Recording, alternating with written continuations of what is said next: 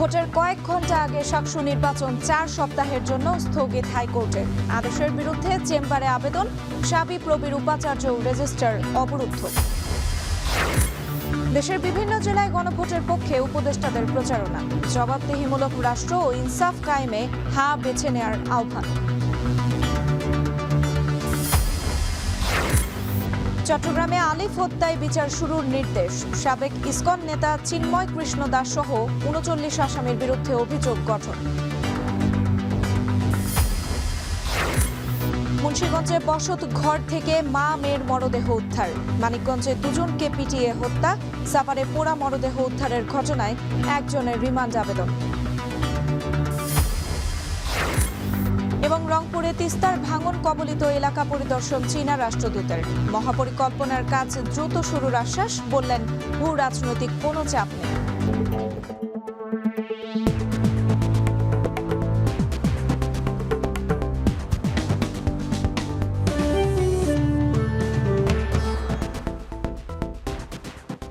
স্বাগত এখন জনপদে। পুরো আয়োজন জুড়ে সঙ্গে আছে আমি সুমাইরা ট্রিক্সের সঙ্গে যমুনায় বৈঠক শেষে ব্রিফ করছে এনসিপি। আমরা সরাসরি যুক্ত হচ্ছে সেখানে।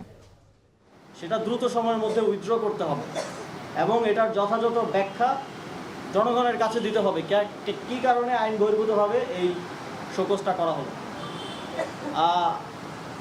এই মুহূর্তে আমাদের আজকের বৈঠক সংক্রান্ত এবং আমরা কোন কনসার্নগুলো জানিয়েছি এবং সরকারের পক্ষ থেকে কী রেসপন্স এসেছে এই বিষয়ে আপনাদেরকে বিস্তারিত বলবেন আমাদের জাতীয় নাগরিক পার্টির সম্মানিত আহ্বায়ক মোহাম্মদ নাহিদ ইসলাম। আসসালামু আলাইকুম প্রিয় সাংবাদিক ভাই বোনেরা এবং প্রিয় দেশবাসী, আমরা আজকে জাতীয় নাগরিক পার্টির পক্ষ থেকে এনসিপির পক্ষ থেকে অন্তর্বর্তী সরকারের প্রধান উপদেষ্টার সাথে সাক্ষাৎ করেছি, যেখানে বিশেষত গত 2-3 দিনে হয়ে যাওয়া যে ঘটনাসমূহ, যেটা সামনে নির্বাচন এবং সমসাময়িক রাজনীতিকে প্রশ্নবিদ্ধ করছে, এই বিষয়টা আমরা প্রধান উপদেষ্টার কাছে উল্লেখ করেছি। যেহেতু প্রধান উপদেষ্টা এবং অন্তর্বর্তী সরকার বারবারই বলে আসছে যে ইতিহাসের সর্বশ্রেষ্ঠ একটা নির্বাচন তারা দিতে চায় এবং সেই আস্থাটা তারা আমাদেরকে দিচ্ছে, দেওয়ার চেষ্টা করতেছে। কিন্তু সর্বশ্রেষ্ঠ একটা নির্বাচনের জন্য যেই ধরনের পরিবেশ থাকা দরকার, নির্বাচন কমিশন এবং মাঠ প্রশাসন যেই নিরপেক্ষ আচরণ করা প্রয়োজন, সেই আচরণটা আমরা মাঠে দেখতেছি না। এবং এই বিষয়গুলো আমরা ওনার কাছে বলেছি যে নির্বাচন যদি এইভাবে পক্ষপাতদুষ্ট হয়, নির্বাচন কমিশন যদি পক্ষপাতদুষ্ট আচরণ করে, সেটা নির্বাচনে প্রভাব ফেলবে এবং নির্বাচন নিয়ে শঙ্কা তৈরি হবে। এবং এই নির্বাচন যদি সুষ্ঠু নিরপেক্ষ না হয়, তাহলে কিন্তু এর দায় অন্তর্বর্তী সরকারের উপর আসবে, ডক্টর ইউনূসের উপরে আসবে। সেই জায়গায় আমরা আমাদের উদ্বেগ ওনার কাছে প্রকাশ করেছি এবং আমরা আশা করব যে সরকারের পক্ষ থেকে এই প্রতিকার করবে। আমরা ইলেকশন কমিশনের কাছেও এই বিষয়গুলো বরাবর বলে আসছি, আমরা আবারও যাব ইলেকশন কমিশনের কাছে, কারণ আমরা চাই 16 বছর ধরে বাংলাদেশের মানুষ ভোটাধিকার দিতে পারে নাই এবং বাংলাদেশে এই যে ফ্যাসিবাদ কায়েম হয়েছিল এর অন্যতম গুরুত্বপূর্ণ কারণ হচ্ছে এই নির্বাচন কমিশনকে দলীয়করণ করা হয়েছে, নিরপেক্ষ আচরণ করতে পারে না, মানুষ ভোট প্রদান করতে পারে নাই এবং বিভিন্ন যে নির্বাচনগুলো হয়েছে, যেই নির্বাচনের প্রতি জনগণের কোনো আস্থা ছিল না। ফলে এইবারের নির্বাচন এটা একটা ব্রেক করবে এবং বাংলাদেশে গণতন্ত্রের পথে আমরা উত্তরণ করবে, সেটাই প্রত্যাশা। তো গত 2 দিন ধরে আমরা যা দেখতে পাচ্ছি যে নির্বাচন কমিশন দ্বৈত নাগরিকত্ব যাদের রয়েছে এবং ঋণ খেলাপির দায়ে যারা অভিযুক্ত, তাদের বিষয়ে আইনের দৃষ্টিতে কোনো সুস্পষ্ট অবস্থান নেয়নি, বরং তাদেরকে আইনের ফাঁকফোকর দিয়ে, সংবিধানের ভুল ব্যাখ্যা দিয়ে কিভাবে ইলেকশন করতে দেওয়া যায় সেই চেষ্টা তারা করেছে এবং এই চেষ্টাটা খুবই স্পষ্ট তারা করেছে বিএনপির চাপে। বিএনপি এবং তার ছাত্র সংগঠন ইলেকশন কমিশনের সামনে যেই একটা মব তৈরি করেছে, যেই চাপ তৈরি করেছে এবং বিএনপি সিনিয়র নেতৃবৃন্দ ইলেকশন কমিশন রায় দেওয়ার আগেই তার সাথে কথা বলে সেই রায়কে প্রভাবিত করেছে। প্রধান উপদেষ্টা ডক্টর মোহাম্মদ ইউনূসের সঙ্গে যমুনায় বৈঠক শেষে ব্রিফ করছিল এনসিপি। আমরা সরাসরি যুক্ত ছিলাম সেখানে। ভোট গ্রহণের ঠিক আগের দিন 4 সপ্তাহের জন্য সাকসু নির্বাচন স্থগিত করলেন হাইকোর্ট। তবে কালই নির্বাচন আয়োজনের দাবিতে প্রয়োজনে পুরো দেশে কর্মসূচি ছড়িয়ে দেওয়ার হুঁশিয়ারি দিয়েছেন ক্ষুব্ধ ছাত্র নেতারা। এদিকে শাকসু নির্বাচন নিয়ে ষড়যন্ত্রের প্রতিবাদে কেন্দ্রীয় শহীদ মিনার থেকে শাহবাগ পর্যন্ত বিক্ষোভ মিছিল করেছে ছাত্র শিবির। অন্যদিকে হাইকোর্টের স্থগিতাদেশের বিরুদ্ধে চেম্বার আদালতে আবেদন করেছে সিলেট শাহজালাল বিজ্ঞান ও প্রযুক্তি বিশ্ববিদ্যালয় কর্তৃপক্ষ। বাকিটা জানাচ্ছেন গোলজার আহমেদ। শাকসু নির্বাচন ঘিরে সকাল থেকেই উত্তাল ক্যাম্পাস। কখনো শিক্ষকদের মধ্যে পক্ষে বিপক্ষে সংবাদ সম্মেলন, কখনো বা শিক্ষার্থীদের বিক্ষোভ। প্রশাসনিক ভবনের তালার পর সড়ক অবরোধ করে শিক্ষার্থীদের ঐক্যবদ্ধ আন্দোলন। তবে শাকসু নির্বাচনের উত্তাপ শুধু সিলেটেই সীমাবদ্ধ থাকেনি। রোববার শাকসু নির্বাচন স্থগিত চেয়ে রিট করেন এক স্বতন্ত্র প্রার্থী। সকালে হাইকোর্ট বেঞ্চ শুনানি শেষে স্থগিতের এ আদেশ দেন। এখানে কোনো ধরনের কারণ দেখানো হয়নি যে কি কারণে ওনারা দিলেন এই একটা বিশ্ববিদ্যালয়কে এই অনুমোদন, যেগুলো বাকিগুলোকে দেননি। বিশেষ করে ওনাদেরই আর্লিয়ার যে পজিশনটা, সেটার সাথে তো পুরোপুরি সাংঘর্ষিক, কন্ট্রাডিক্টরি। এমন ঘোষণার পরপরই বিশ্ববিদ্যালয়ের শিক্ষার্থীরা হুঁশিয়ারি দেন, মঙ্গলবার যদি নির্বাচন না হয় তাহলে সারা দেশে এই আন্দোলন ছড়িয়ে দেওয়া হবে। শিক্ষার্থীদের ভোটাধিকার যারা হরণ করছে, সারা দেশের মানুষ, সারা পৃথিবীর মানুষের কাছে এটা চলে গেছে যে কারা শিক্ষার্থীদের অধিকার হরণ করছে। শিক্ষার্থীরা ব্যালটের মাধ্যমে এটা জবাব দিবে, সাধারণ জনগণও ব্যালটের মাধ্যমে এটা জবাব দিবে। বিএনপি নির্বাচন কমিশনার পদত্যাগ করছে, এর থেকে পরিষ্কার তারা আমাদের এখানে শাকসু নির্বাচন হতে দিচ্ছে না। অর্থাৎ শাকসু নির্বাচন মানে শাকসু নির্বাচন না, এটা আসলে ছাত্র সংসদ নির্বাচন। সুতরাং এই আন্দোলন শুধুমাত্র এখন সাবিপ্রবিতে নাই, এই আন্দোলন সারা বাংলাদেশে তৈরি হবে। এদিকে বিভিন্ন বিশ্ববিদ্যালয়ের ছাত্র সংসদ নির্বাচনে একটি রাজনৈতিক গোষ্ঠীর প্রভাব বিস্তার সহ 3 দাবিতে ইসি ভবন ঘেরাও করে ছাত্রদল। অন্যদিকে কেন্দ্রীয় শহীদ মিনার থেকে শাহবাগ পর্যন্ত বিক্ষোভ মিছিল করে ছাত্র শিবির। এ সময় ষড়যন্ত্রের প্রতিবাদে মঙ্গলবার প্রত্যেক ক্যাম্পাসে বিক্ষোভের ডাক দেয় ছাত্র শিবির। 3টি ভিন্ন ভিন্ন বিষয়ে আমরা দাবি রেখেছি। নির্বাচন কমিশন এখনো পর্যন্ত সুনির্দিষ্টভাবে সেগুলোর কোনো জবাব দেয়নি। সুতরাং যতক্ষণ পর্যন্ত আমরা জবাব না পাবো ততক্ষণ পর্যন্ত অবস্থান কর্মসূচি চলমান থাকবে। ছাত্র সংসদ বন্ধ করার জন্য তারা আজকে নির্বাচন কমিশনের সামনে দাঁড়িয়ে মব ভায়োলেন্স তৈরি করছে। তাদের একটা দল জাতীয়তাবাদী আইনজীবী ফোরামকে পাঠিয়েছে হাইকোর্টের মধ্যে। এদিকে বিশ্ববিদ্যালয় জাতীয়তাবাদী শিক্ষক ফোরাম বলছেন, এই মুহূর্তে নির্বাচন সম্পন্ন করা কোনোভাবেই সম্ভব নয়। তবে শাকসু বানচাল কোনোভাবেই কাম্য নয় বলে মন্তব্য করে ইউনিভার্সিটি টিচার্স লিংকের নেতৃবৃন্দ। নির্বাচন নিয়ে গভীর ষড়যন্ত্র হচ্ছে। আসলে আমরা কাউকে ওনাদেরকে সরাসরি বিলম করিনি এবং আমরা এসব বিশ্বাস করি যে নির্বাচন সুষ্ঠুভাবে সম্পন্ন হবে এবং ওনারাও সহযোগিতা করবে। আমরা যারা এখানে আছি এবং আমাদেরকে যারা পছন্দ করে তারা কোনো রকমের দায়িত্ব পালন করবে না, নির্বাচনী দায়িত্ব পালন থেকে তারা বিরত থাকবেন। দীর্ঘ 28 বছর পর বিশ্ববিদ্যালয়ের গণতান্ত্রিক পথ সুগমের লক্ষ্যে এ আশার আলো দেখছিলেন শিক্ষার্থীরা। নির্বাচন স্থগিতের আদেশে অনেকটাই এখন হতাশ তারা। এখন সিলেট। শাকসু নির্বাচনের দাবিতে শাহজালাল বিজ্ঞান ও প্রযুক্তি বিশ্ববিদ্যালয়ের উপাচার্য ও রেজিস্ট্রারকে অবরুদ্ধ করে প্রশাসনিক ভবনে তালা দিয়েছে আন্দোলনরত শিক্ষার্থীরা। এ নিয়ে আরও জানাতে আমাদের সঙ্গে যুক্ত হচ্ছেন গোলজার আহমেদ। গোলজার, শাহজালাল বিজ্ঞান ও প্রযুক্তি বিশ্ববিদ্যালয়ের উপাচার্য ও রেজিস্ট্রারকে অবরুদ্ধ করে প্রশাসনিক ভবনে তালা দিয়েছে আন্দোলনরত শিক্ষার্থীরা। আমরা এটি আপনার প্রতিবেদনে দেখছিলাম। এখন আসলে কি পরিস্থিতি সেখানকার জানাবেন? এখনো আসলে পরিস্থিতি একই রকম আছে, অর্থাৎ যে সকল শিক্ষার্থীরা সকাল থেকেই শাকসু নির্বাচনের জন্য আন্দোলন করছিলেন তারা এখন পর্যন্ত তাদের আন্দোলনে রয়েছেন।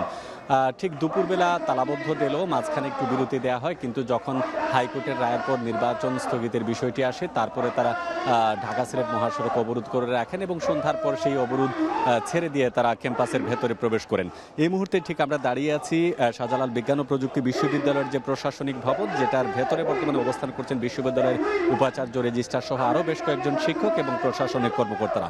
এখানে দেখতে পাচ্ছেন যে সকাল থেকে বিভিন্ন প্যানেলের প্রার্থী যারা আছে এবং সাধারণ শিক্ষার্থী তাদের সাথে একতাবদ্ধ হয়ে তারা কিন্তু আন্দোলন করছেন এবং তারা বলছেন যতক্ষণ পর্যন্ত এই নির্বাচনের ব্যাপারে সুস্পষ্ট কোনো বক্তব্য তাদের কাছে না আসবে এবং আগামীকাল যদি নির্বাচন না হয় সেক্ষেত্রে হয়তোবা তারা আরও ঘন্টা দুয়েক অপেক্ষা করবেন। অপেক্ষা করার পর তাদের পরবর্তী কর্মসূচি কী আছে সেটি স্পষ্ট করবেন। যদিও এর আগে বিভিন্ন প্যানেলের প্রার্থী, জিএস কিংবা ভিপি প্রার্থী যারা ছিলেন তাদের সাথে আমরা কথা বলছিলাম, তারা স্পষ্ট করে বলেছেন যে সব প্রস্তুতি শেষে আসলে এই মুহূর্তে নির্বাচন স্থগিতের বিষয়টি নিশ্চয়ই শিক্ষার্থীদের জন্য মঙ্গলজনক কিছু নয়, এবং তারা বারবার প্রশাসনের কাছে আবদার জানাচ্ছিলেন যে যেহেতু সব প্রস্তুতি শেষ হয়েছে নির্বাচনটা হয়ে যাক।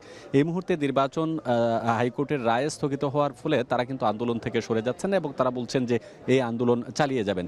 পাশাপাশি এটাও স্পষ্ট করেছেন যে এই আন্দোলন শুধুমাত্র শাহজালাল বিজ্ঞান ও প্রযুক্তি বিশ্ববিদ্যালয়ের অভ্যন্তরীণ ক্যাম্পাসেই সীমাবদ্ধ থাকবে না, তারা দেশের যে অন্যান্য শিক্ষা প্রতিষ্ঠানের যে সকল শিক্ষার্থী আছেন এবং জুলাই আন্দোলনের সাথে যারা সম্পৃক্ত ছিলেন, একটি বৈষম্যহীন রাষ্ট্র কিংবা সমাজ ব্যবস্থা গড়ে তোলার জন্য যারা আন্দোলন করছিলেন তাদের নিয়ে এই আন্দোলনটি তারা চালিয়ে যাবেন। তবে এটি আরও স্পষ্ট হওয়া যাবে যদি দেখা যায় যে রাত 9টার পরে হয়তো বা এখানকার যারা আন্দোলন করছেন তারা আনুষ্ঠানিকভাবে একটি ব্রিফিং করবেন এবং তারা সেই ব্রিফিংয়ে হয়তো বা তাদের পরবর্তী যে কার্যক্রম আছে কিংবা পরবর্তীতে যে তারা কি কর্মসূচি দিতে চাচ্ছেন সেটার উপর আসলে ভিত্তি করবে যে পরবর্তী কর্মসূচি কি হতে পারে। তবে আপাতত আমরা যেটা দেখছি যে সকাল থেকে যে আন্দোলন চলমান ছিল এখনও সেই আন্দোলন রয়েছে এবং বর্তমানে প্রশাসনিক ভবনের সামনে তারা শিক্ষার্থীরা অবস্থান নিয়েছেন। তো এই হচ্ছে আমার কাছে শাকসু নির্বাচন স্থগিতের পর যে সার্বিক যে কর্মসূচি তার তথ্য।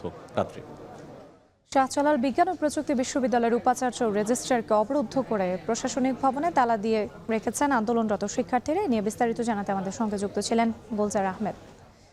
গণভোটে হ্যাঁ ভোটের পক্ষে প্রচারে দেশের বিভিন্ন জেলা সফর করছেন অন্তর্বর্তী সরকারের উপদেষ্টারা।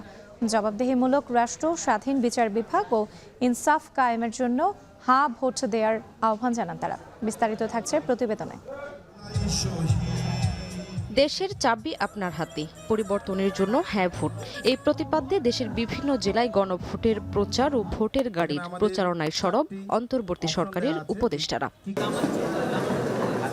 জবাবদিহিমূলক রাষ্ট্র, স্বাধীন বিচার বিভাগ ও ইনসাফ কায়েমের জন্য গণভোটে হ্যাঁ ভোট দেওয়ার আহ্বান জানিয়েছেন প্রধান উপদেষ্টার বিশেষ সহকারী অধ্যাপক আলী রিয়াজ। সোমবার দুপুরে ময়মনসিংহে গণভোটের প্রচার ও ভোটার উদ্বুদ্ধকরণের উদ্দেশ্যে মত বিনিময় সভায় এসব কথা বলেন তিনি।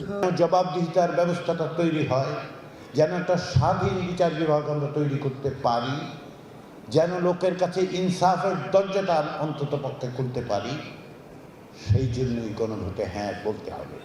দেশ থেকে অত্যাচার, নির্যাতন, নিপীড়ন বন্ধ করতে চাইলে হ্যাঁ ভোট দিতে হবে বলে জানান উপদেষ্টা ডক্টর আসিফ নজরুল। বগুড়ায় ভোটারদের আস্থা বাড়াতে ও গণভোটের বিষয়ে মতবিনিময় সভায় এ কথা বলেন তিনি। আপনি যদি চান এই দেশ থেকে বৈষম্য দূর হোক, নিপীড়ন দূর হোক, অবিচার দূর হোক, দুর্নীতি দূর হোক, তাহলে আপনি হ্যাঁ ভোট দিবেন। কিশোরগঞ্জ, হবিগঞ্জ ও যশোরেও গণভোটের গুরুত্ব তুলে ধরেছেন স্থানীয় সরকার উপদেষ্টা আদিলুর রহমান খান, ধর্ম উপদেষ্টা ডক্টর আফম খালিদ হোসেন, মহিলা ও শিশু বিষয়ক মন্ত্রণালয়ের উপদেষ্টা শারমিন এস মুর্শিদ। তারা অভিযোগ করেন গণভোট নিয়ে যারা প্রশ্ন তুলছে তারা মূলত পলাতক শক্তি। বাংলাদেশের জনগণ জুলাইয়ের কাফেলায়, তাই বাংলাদেশ গণভোটানের পক্ষে অবস্থান নিয়েছে। এই গণভোটানে হ্যাঁ ভোট দিয়ে সেই অবস্থান পরিষ্কার করবে। অত্যন্ত উৎসব মুখর পরিবেশে অবাধ, সুষ্ঠু, নিরপেক্ষ, সত্তার সাথে নির্বাচন অনুষ্ঠিত হবে, একসাথে ভোট এবং গণভোট। গণভোট মানে নতুন বাংলাদেশ, গণভোট মানে নতুন ব্যবস্থা, গণভোট মানে গণতন্ত্র, গণভোট মানে আমাদের রাজনৈতিক দলগুলোকে সকলকে গণতন্ত্রের পথে ফিরিয়ে আনা। ভোটের গাড়ি ও গণভোটের প্রচারণায় ফ্যাসিবাদী ব্যবস্থা আর ফেরাতে না চাইলে জনগণকে হ্যাঁ ভোট দেওয়ার আহ্বান জানান জ্বালানি উপদেষ্টা। তাদের দলীয় প্রার্থীর জন্য যে করবেন, প্রচারণা করবেন, সেটার সঙ্গে তারা ওই যে গণভোটের প্রচারণাকেও তাদের অন্তর্ভুক্ত। হ্যাঁটা আমরা বলছি এটা ইউনিভার্সাল, আমরা এই জন্য বলছি এটা এই ধরনের সংস্কার যে কোনো সরকারি কিন্তু দায়িত্ব, আমরা যে সংস্কারের পক্ষে বলছি। এদিকে গণভোটের সঙ্গে সংবিধানে বিসমিল্লাহ থাকা না থাকার সম্পর্ক নেই বলে মন্তব্য করেন স্বাস্থ্য ও পরিবার কল্যাণ উপদেষ্টা নূরজাহান বেগম। যদি কেউ বলে থাকে যে বিসমিল্লাহ চলে যাবে, মানুষ জানবে যে বিসমিল্লাহ তো চলে যাবার জিনিস না, এটা নতুন করে আসেও না, আবার নতুন করে চলে যাবে না, এটা সারা জীবন থাকবে, সবসময়ই থাকবে। পাবনা এডওয়ার্ড কলেজ মাঠে গণভোট নিয়ে প্রচার গাড়ি ও কার্যক্রম পরিদর্শন শেষে তিনি বলেন, সঠিক সময়ে উৎসবমুখর পরিবেশে নির্বাচন অনুষ্ঠিত হবে। শামীমা শাম্মী, এখন। অন্তর্বর্তী সরকারের মেয়াদে শুরু হচ্ছে না তিস্তা মহাপরিকল্পনার কাজ। তবে তিস্তাপাড়ের 5 জেলার প্রায় 2 কোটি মানুষকে হতাশ না হওয়ার আহ্বান জানিয়েছেন প্রাণী সম্পদ উপদেষ্টা।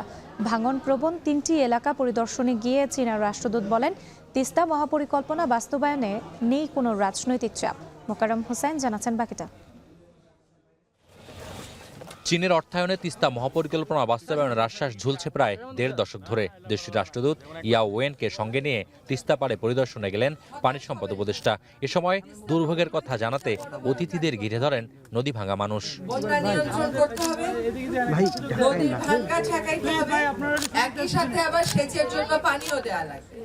চীনা রাষ্ট্রদূতের দুদিনের রংপুর সফরের শেষ দিনে পরিদর্শন করলেন তিস্তার কাউনিয়া সহ 3টি ভাঙন প্রবণ এলাকা। পরে গণমাধ্যমকে চীনা রাষ্ট্রদূত ও পানি সম্পদ উপদেষ্টা জানান, নির্বাচিত সরকার যেন দ্রুততম সময়ের মধ্যে কাজ শুরু করতে পারে তারা করে যাচ্ছেন সেই ব্যবস্থা।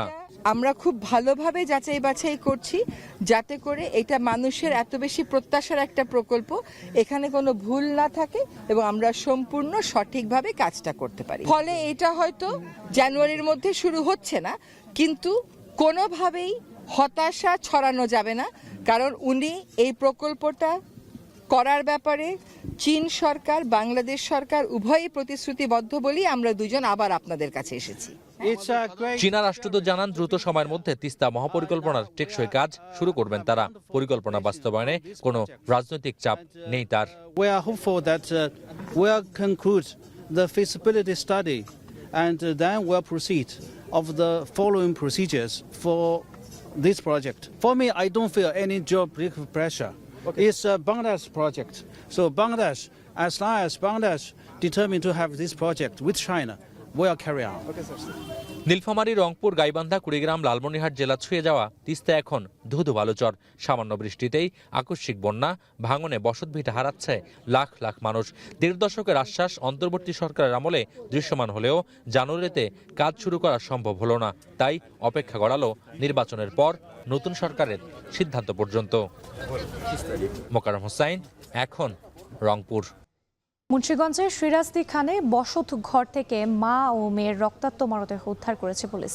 নিহতদের ধারালো অস্ত্র দিয়ে কুপিয়ে হত্যা করা হয়েছে বলে জানিয়েছে পুলিশ। দুপুর 1টার দিকে উপজেলার রাজানগর ইউনিয়নের দক্ষিণ রাজানগর গ্রামে এই ঘটনা ঘটে। নিহতরা হলেন আমেনা বেগম ও 8 বছরের শিশু মরিয়ম। স্থানীয়রা জানায়, দিনমজুর মিজান মিয়া তার স্ত্রী ও সন্তান নিয়ে 4 মাস ধরে ভাড়া বাড়িতে বসবাস করতেন। তবে সকাল থেকে তাদের কোনো সাড়া শব্দ না পেয়ে ডাকাডাকি করেন আশপাশের প্রতিবেশীরা। পরে খবর পেয়ে মা ও মেয়ের রক্তাক্ত মরদেহ উদ্ধার করে পুলিশ। এই ঘটনার পর থেকে লাপাত্তা নিহতের স্বামী মিজান মিয়া। পারিবারিক কলহের জেরে এই হত্যাকাণ্ড বলে প্রাথমিক ধারণা পুলিশের। এদিকে হত্যার ঘটনার পর থেকে আতঙ্ক ছড়িয়ে পড়েছে স্থানীয়দের মাঝে।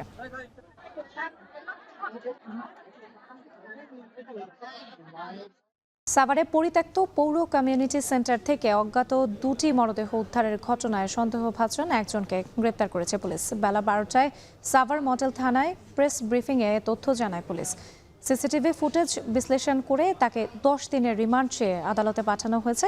এর আগে গেল রাতে গ্রেপ্তার করা হয় সন্দেহভাজন একজনকে। পুলিশ জানায়, প্রাথমিক জিজ্ঞাসাবাদে ঘটনার সঙ্গে সম্পৃক্ততার তথ্য মিলেছে।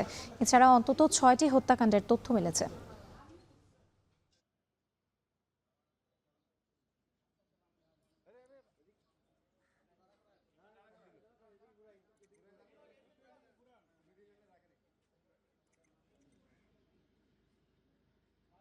ছয়টি ঘটনায় জড়িত এক ব্যক্তিকে আমরা ইতিমধ্যে আইনের আওতায় নিয়ে এসেছি।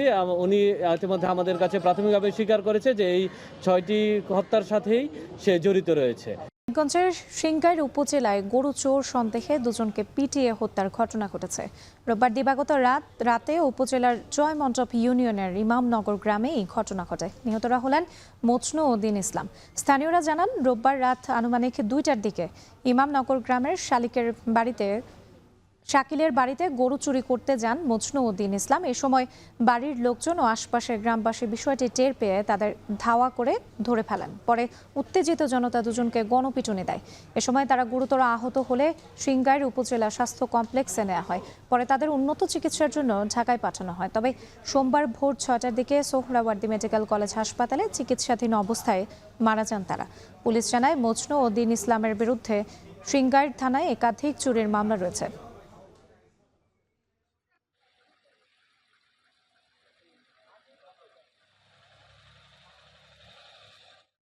ঢাকা মাওয়া এক্সপ্রেসওয়েতে অ্যাম্বুলেন্সের যান্ত্রিক ত্রুটির কারণে ভয়াবহ আগুনের ঘটনা ঘটেছে। এ সময় অল্পের জন্য রক্ষা পায় রোগীসহ 7 যাত্রী। দুপুরে 2টার দিকে এক্সপ্রেসওয়েতে সিরাজদি খান উপজেলার কুচিয়ামোড়া এলাকার ধলেশ্বরী সেতুর উপরে এই ঘটনা ঘটে। ফায়ার সার্ভিস জানায় অ্যাম্বুলেন্সটি রোগী ও তার স্বজনসহ 7 জন যাত্রী নিয়ে ঢাকা মেডিকেল কলেজ হাসপাতাল থেকে ঝিনাইদহের দিকে যাচ্ছিল। পথিমধ্যে কুচিয়ামোড়া এলাকার ধলেশ্বরী সেতুর উপর পৌঁছালে যান্ত্রিক ত্রুটির কারণে ইঞ্জিন অতিরিক্ত গরম হয়ে আগুন ধরে ধোঁয়া ছড়াতে থাকে। পরে দ্রুত সময়ের মধ্যে অ্যাম্বুলেন্স থেকে নেমে যায় সবাই। এ সময় পুরো অ্যাম্বুলেন্সে জ্বলতে থাকে আগুন। দ্রুত সময়ে ফায়ার সার্ভিস ঘটনাস্থলে পৌঁছে আগুন নিয়ন্ত্রণে আনে। এ সময় ব্যাহত হয় যান চলাচল। পরে ক্ষতিগ্রস্ত অ্যাম্বুলেন্সটি সরিয়ে নিলে যান চলাচল স্বাভাবিক হয়।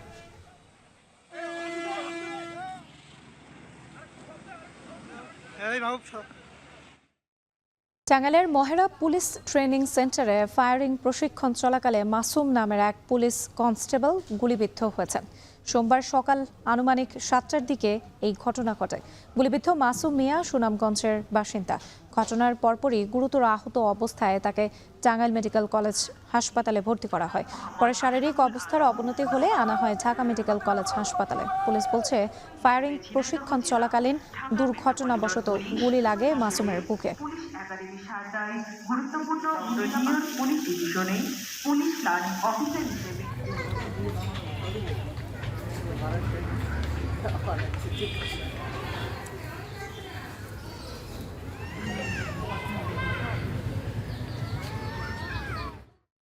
চট্টগ্রামের চাঞ্চল্যকর অ্যাডভোকেট সাইফুল ইসলাম আলিফ হত্যা মামলায় সাবেক ইসকন নেতা চিন্ময় কৃষ্ণ দাস সহ 39 আসামির বিরুদ্ধে অভিযোগ গঠন করেছেন আদালত। সকালে চট্টগ্রাম বিভাগীয় দ্রুত বিচার ট্রাইব্যুনাল এই আদেশ দেন। বিস্তারিত থাকছে প্রতিবেদনে।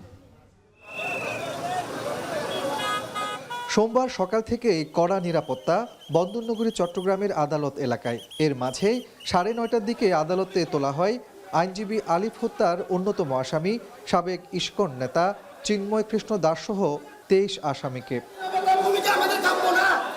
দীর্ঘ সময় ধরে চলা শুনানি শেষে অভিযোগ গঠন করা হয় চিন্ময় কৃষ্ণ সহ 39 জনের বিরুদ্ধে।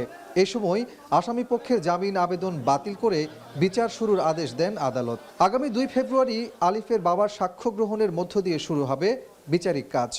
রাষ্ট্রপক্ষ থেকে আপনার যে আবেদন ছিল সে আবেদনটা মাননীয় আদালত মঞ্জুর করেছেন। আসামি পক্ষ থেকে ডিসচার্জ পিটিশন যেটা দেওয়া হয়েছে তা নামঞ্জুর করা হয়েছে এবং আজকে আসামি চিন্ময় কৃষ্ণ দাসের বিরুদ্ধে মাননীয় আদালত 302, 109 ধারার অভিযোগ গঠন করেছেন। এদিকে চিন্ময় কৃষ্ণের আইনজীবীর দাবি 164 ধারায় নাম না থাকার পরও চিন্ময় কৃষ্ণের বিরুদ্ধে বিচার শুরুর আদেশ দেয়া হয়েছে। এ নিয়ে উচ্চ আদালতে যাওয়ার কথা বলেন তিনি।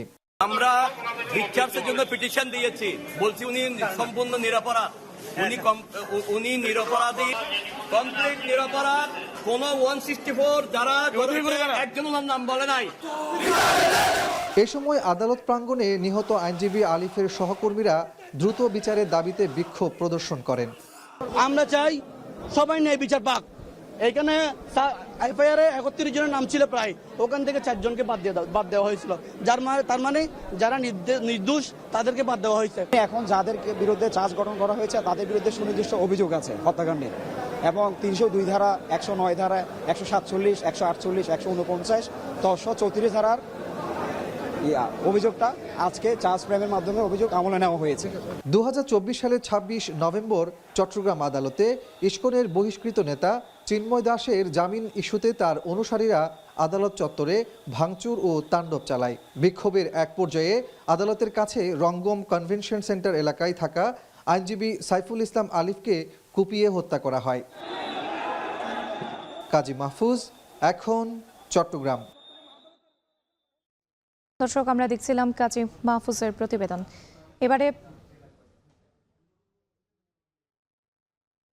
এবারে ত্রয়োদশ জাতীয় নির্বাচনকে ঘিরে চট্টগ্রামের আইন শৃঙ্খলা পরিস্থিতি। দর্শক, গণভোট ও জাতীয় নির্বাচন নিয়ে বক্তব্য রাখছেন অন্তর্বর্তী সরকারের প্রধান উপদেষ্টা ডক্টর মোহাম্মদ ইউনূস। আমরা চলে যাচ্ছি সেখানে। প্রিয় দেশবাসী, আসসালামু আলাইকুম। জুলাই গণ অভ্যুত্থান জাতির ইতিহাসে এক অসাধারণ অর্জন। এটি অপ্রত্যাশিতভাবে জাতির জীবনে গণতন্ত্র, ন্যায় বিচার ও মানুষের অধিকার প্রতিষ্ঠার সুযোগ এনে দিয়েছে। এই লক্ষ্যে আমরা এর মধ্যে বেশ কিছু সংস্কার করেছি। আরও গভীর ও সুদূর প্রসারী সংস্কারের জন্য দেশের সকল রাজনৈতিক দলের ঐকমত্যের ভিত্তিতে জুলাই সনদ প্রণয়ন করেছে। এই জুলাই সনদ বাস্তবায়নের জন্য আপনাদের সম্মতি প্রয়োজন। এর জন্য গণভোটের আয়োজন করা হয়েছে। এই গণভোটে অংশ নিন, সনদে আপনার সম্মতি দেন। আগামী 12ই ফেব্রুয়ারি জাতীয় সংসদ নির্বাচনের দিনেই অনুষ্ঠিত হবে গণভোট। গণভোটে আপনি হ্যাঁ ভোট দিলে বৈষম্য, শোষণ আর নিপীড়ন থেকে মুক্ত হবে বাংলাদেশ। গণভোটে হ্যাঁ ভোট মানে তত্ত্বাবধায়ক সরকার ও নির্বাচন কমিশন গঠনে সরকার ও বিরোধী দল একসঙ্গে কাজ করবে। সরকার ইচ্ছামতো সংবিধান পরিবর্তন করতে পারবে না। গুরুত্বপূর্ণ পরিবর্তনের জন্য জনগণের সম্মতি নিতে হবে। এতে আরও বলা আছে, বিরোধী দল থেকে ডেপুটি স্পিকার ও সংসদের গুরুত্বপূর্ণ কমিটির সভাপতিরা নির্বাচিত হবেন। একজন ব্যক্তি সর্বোচ্চ 10 বছরের বেশি প্রধানমন্ত্রী থাকতে পারবেন না। বিচার ব্যবস্থা স্বাধীনভাবে কাজ করবে। সংসদে নারীদের প্রতিনিধিত্ব বাড়বে। ক্ষমতার ভারসাম্য রক্ষায় পার্লামেন্টে একটি উচ্চ কক্ষ গঠিত হবে। আপনার মৌলিক অধিকার আরও সুরক্ষিত হবে। রাষ্ট্রভাষা বাংলার পাশাপাশি অন্যান্য জাতিগোষ্ঠীর ভাষাও সাংবিধানিকভাবে স্বীকৃতি পাবে। দণ্ডপ্রাপ্ত অপরাধীকে রাষ্ট্রপতি ইচ্ছামতো ক্ষমা করতে পারবেন না। সব ক্ষমতা একজন প্রধানমন্ত্রীর হাতে থাকবে না। এবং এরকম আরও কিছু গুরুত্বপূর্ণ প্রস্তাব এর মধ্যে রয়েছে। আমি আপনাদের সকলের প্রতি আহ্বান জানাই, আগামী নির্বাচনে গণভোটে অংশ নেন। রাষ্ট্রকে আপনার প্রত্যাশা মতো গড়ে তোলার জন্য হেঁতে সিল দেন। নতুন বাংলাদেশ গড়ার চাবি এখন আপনার হাতে। হেঁতে সিল দিলে নতুন বাংলাদেশ গড়ার দরজা খুলে যাবে। হেঁতে আপনি নিজে সিল দেন, আপনার পরিচিত সবাইকে সিল দিতে উদ্বুদ্ধ করুন এবং তাদেরকে ভোট কেন্দ্রে নিয়ে আসুন। দেশ পাল্টে দেন। ইনশাল্লাহ আমরা সবাই মিলে দেশ গড়ার এই সুযোগ নেব। মহান আল্লাহ আমাদের সহায় হন। ত্রয়োদশ জাতীয় নির্বাচনকে ঘিরে চট্টগ্রামের আইন শৃঙ্খলা পরিস্থিতি ও প্রশাসনের নিরপেক্ষতা নিয়ে উদ্বেগ প্রকাশ করেছে জাতীয় নাগরিক পার্টি এনসিপি। বিকেলে 16 শহর বিপ্লব উদ্যানে সংবাদ সম্মেলনে এই উদ্বেগ প্রকাশ করেন এনসিপির চট্টগ্রামের নেতারা। এ সময় বক্তারা বলেন, চট্টগ্রাম মেট্রোপলিটন পুলিশ 316 জন দুষ্কৃতিকারীর নাম উল্লেখ করে নগরীতে প্রবেশ ও অবস্থান না করার নির্দেশনা দিয়েছে, যাদের মধ্যে 24-এর অভ্যুত্থানে গণহত্যাকারী অনেক আসামি এবং চট্টগ্রামের শীর্ষ সন্ত্রাসীদের নাম রয়েছে। এটি আইন শৃঙ্খলা রক্ষার জন্য কোনো দায়িত্বশীল বিবৃতি নয় এবং দায় এড়ানোর চেষ্টা বলে অভিযোগ করেন বক্তারা। এছাড়া আইনের শাসন মেনে সন্ত্রাসীদের এলাকা বদলানোর সুযোগ দেয়া নয়, বরং তাদের খুঁজে বের করে গ্রেপ্তারের দাবি জানান তারা। একই সাথে নির্বাচন চলাকালীন সময় চট্টগ্রামের মেয়রের দায়িত্বে থাকা ডাক্তার সাদাত হোসেনেরও পদত্যাগ দাবি করেন এনসিপি নেতারা। এখানে ধীর গতির কিংবা স্থানীয় যান চলাচলের কোনো সুযোগ নেই, অথচ ঢাকা চট্টগ্রাম মহাসড়কের চিত্রটা বিপরীত। প্রতিযোগিতা দিয়ে চলছে 3 হুইলার, উল্টো পথেও ছুটছে মহাসড়কের নিষিদ্ধ এ যান।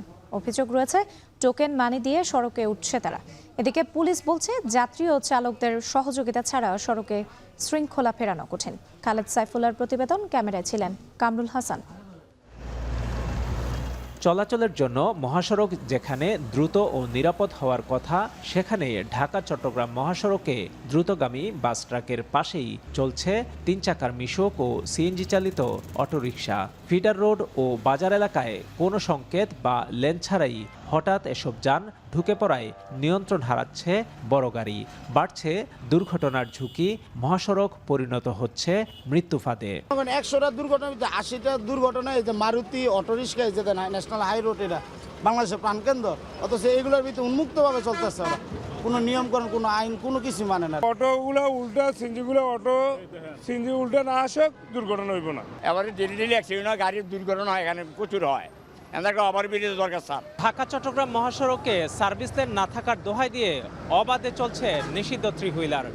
আর দ্রুতগামী যানবাহন গন্তব্যে চলার পথে এসব ছোট যানবাহনকে বাঁচাতে গিয়ে ঘটছে বড় বড় দুর্ঘটনা। অভিযোগ আছে ঘাটে ঘাটে চাঁদা দিয়েই চলছে এই অবৈধ ব্যবস্থা।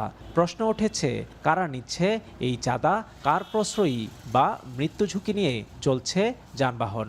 মাঝে মধ্যে নেয় পুলিশ একটা চাঁদা ধরে, ওনারা 2600 টাকা জরিমানা করে আইনে, কিন্তু এইসব গাড়ি আইন দেওয়াটা ঠিক না। রিক্সা অ্যাক্সিডেন্ট হয় না, অটো গাড়ি অ্যাক্সিডেন্ট হয় বেশি, রিক্সা অ্যাক্সিডেন্ট কম। সম্প্রতি এই মহাসড়কে উল্টো পথে আসা অটোরিকশা রক্ষা করতে গিয়ে ঘটে বেশ কয়েকটি দুর্ঘটনা।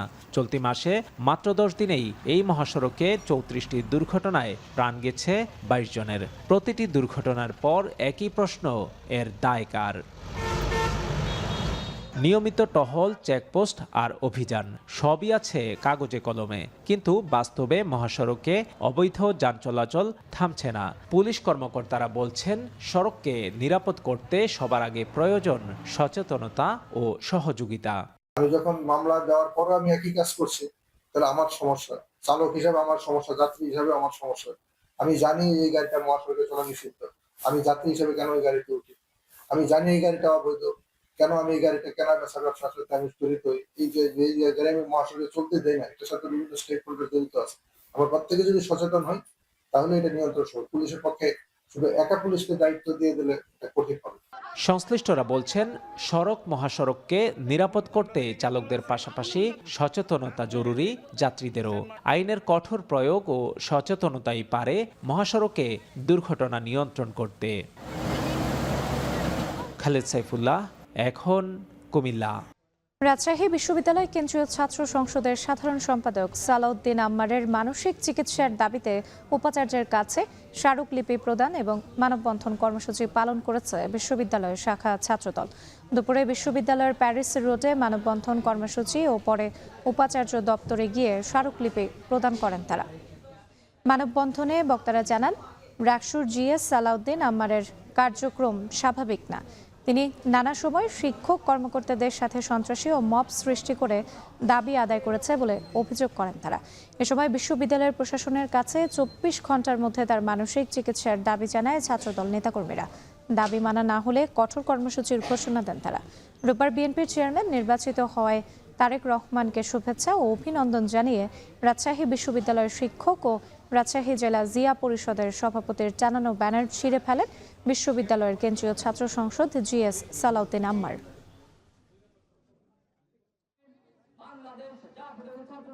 নতুন রূপে সাজানো হয়েছে চট্টগ্রাম বিনোদন ও সাংস্কৃতিক কেন্দ্রবিন্দু ঐতিহ্যবাহী ডিসি হিল।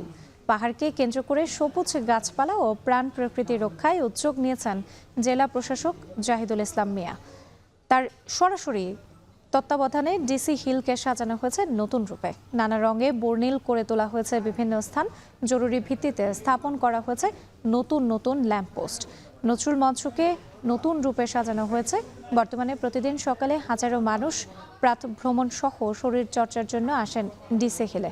অথচ দীর্ঘদিন সংস্কারের অভাবে পড়েছিল বিনোদন ও সাংস্কৃতিক এই কেন্দ্রবিন্দুটি। চারপাশে জমে যায় ময়লা আবর্জনার স্তূপ। ভবঘুরে মানুষের উৎপাতে হয়ে ওঠে অনিরাপদ। এই অবস্থায় সংস্কারের পর প্রাণ পেয়েছে ডিসি হিল। পহেলা বৈশাখ সহ বিভিন্ন উৎসবের জন্য ডিসি হিলকে খুলে দেয়া হবে বলে জানান জেলা প্রশাসক। ডিসি পার্কের প্রতি তাদের একটা উচ্ছ্বাস আছে, তাদের একটা আগ্রহ আছে এখানে যাওয়ার। আর যেহেতু এই শহরে আসলে ওইরকম কোনো জায়গা নাই যে গিয়ে একটু স্বস্তি নিয়ে, নিরাপত্তা নিয়ে একটু হাঁটবে, একটু সময় কাটাবে, সেখানে ইয়াং জেনারেশনও যায়। তারা যাতে একটা ভালো পরিবেশ পায়, সেই ভালো একটা পরিবেশ যতটুকু সম্ভব আমাদের ক্যাপাসিটির মধ্যে সেটা দেওয়ার আমি চেষ্টা করে যাচ্ছি এবং আগামীতে আরও প্ল্যান আছে এই পার্কটাকে সুন্দরভাবে সাজানোর জন্য। হিমালয় কন্যা পঞ্চগড়ে বরাবরই শীতের তীব্রতা বেশি। মাঘের শীতে জনজীবন বিপর্যস্ত। ঘন কুয়াশা আর ঠান্ডা বাতাসের সাথে লড়াই করে ভাত কাপড়ের সংগ্রাম করছেন নিম্ন আয়ের মানুষেরা। গরম কাপড়ের অভাবে কষ্টে রাত কাটছে অনেকের। লুৎফর রহমানের প্রতিবেদন। অগ্রহায়ণে নতুন ধানের ঘ্রাণ শেষ হওয়ার আগেই হিমালয় কন্যা সর্ব উত্তরের জেলা পঞ্চগড়ে জেকে বসে শীত। কুয়াশা ঢাকা পথঘাট, বয়ে চলা উত্তরের হাওয়া, জবুথবু জীবন এই শীতকালে। উত্তরে শীত আসে দুর্যোগ হয়ে, শুভ্র জনপদে নেমে আসে নিস্তব্ধতা, আর সবচেয়ে বেশি ভোগান্তিতে খেটে খাওয়া মানুষ। ভোরের জনপদে যখন মানুষ লেপকাথার উষ্ণতায় আশ্রয় নেয়, তখন দুমুঠো ভাতের সন্ধানে বেরিয়ে পড়েন অনেকেই। বরফ ঠান্ডা নদীর পানিতে নেমে বালু পাথর সংগ্রহের কঠিন লড়াই চলে তাদের। শীতে আর শুধু আমরা ঘন ঘন ডাঙা উঠি, আবার আগুনের শরীর হিট করে তারপর আমরা পানিতে নামে কাজ করি। মনে করা হবে তো 6টায় লাভি, 6টা হাতে 4টা পর্যন্ত এইভাবে কাজ করিবা লাগে ঠান্ডার। দৈনিক আয় নির্ভর মানুষের এই লড়াই প্রকৃতির সাথে নিত্যদিনের। পৌষ আর মাঘ এলেই বেকার সময় পার করেন অসংখ্য মানুষ। এ সময় জমে ওঠে শাকসবজির আবাদ। কুয়াশা ভেদ করে মাঠে নেমে ঘাম ঝরান প্রান্তিক কৃষকরাও। এখানে বসে থাকি আর বাসায় যাই, কাম কাজ নাই, কি করে খাবো? মানুষ কাজ কাম নাই, ছেলে মেয়ে নাই, এভাবে ইট পাথর ভাঙে খাই। এই কুয়াশাটা কয়েকদিন থেকে শুরু হচ্ছে, কিন্তু থাকা যায় না, আর কাজ কাম তো একবারে বন্ধ। এই রোদে কি, বৃষ্টি কি, ঝড়ে কি, আর কুয়াশায় কি আমাদেরকে কৃষি বাড়ি আসতে হবে, যা হাল টাল দিতে হয়, ওষুধ দিতে হয়। অসহায় মানুষের ভরসা খড়কুটোর আগুন। সরকারি সহায়তা পৌঁছায় না অনেক ঘরেই, তাই পুরনো কাপড়ের দোকানগুলোতে বাড়ছে মানুষের ভিড়। এদিকে শৈত্যপ্রবাহ বাড়ায়, সাথে সাথে বাড়ছে ঠান্ডাজনিত রোগও। হাসপাতালেও বাড়ছে বাড়তি চাপ। বেশি সমর্থন নাই আমাদের যে দামি দামি সুইটার কিনবো। বড় বড় মার্কেটে যায় নতুন জামা কাপড় কিনতে পারি না, অনেক টাকা লাগে। তাই আমরা এখান থেকে কম দামের মধ্যে অনেক ভালো জিনিস পাওয়া যায়, এখান থেকে আমরা কিনে নিই। আমাদের এলাকাতে এখন প্রচুর ঠান্ডা, এই বাচ্চা কাচ্চা নিয়ে থাকা খুব মুশকিল হয়ে গেছে। এখন বাচ্চা নিয়ে এখানে এই হসপিটালে দৌড়াদৌড়ি করতে জানা গেছে, আমাদের খুব কষ্ট হয়। জেলায় সরকারিভাবে শীতবস্ত্র এসেছে মাত্র 16,000। সরকারের পাশাপাশি বেসরকারি প্রতিষ্ঠান ও বিত্তবানদের এগিয়ে আসার আহ্বান জেলা প্রশাসনের। দুর্যোগ ব্যবস্থাপনা অধিদপ্তর থেকে আমরা 30 লাখ টাকা পেয়েছিলাম নগদ টাকা, এবং সেই টাকা দিয়ে 8,640 পিস আমরা কম্বল কিনেছি। এছাড়াও মাননীয় প্রধান উপদেষ্টার দপ্তর থেকে আরও 7,500 কম্বল পাওয়া গেছে। সীমান্ত এই জেলায় বর্তমানে সর্বনিম্ন তাপমাত্রা ওঠানামা করছে 9 থেকে 10 ডিগ্রি সেলসিয়াসের মধ্যে। পৌষ ও মাঘের এই 2 মাসে পঞ্চগড়কে দুর্যোগ এলাকা ঘোষণা করে বিশেষ সহায়তার দাবি স্থানীয়দের। এখন পঞ্চগড় শেষ করছি এখন জনপদে। এতক্ষণ সাথে থাকার জন্য ধন্যবাদ।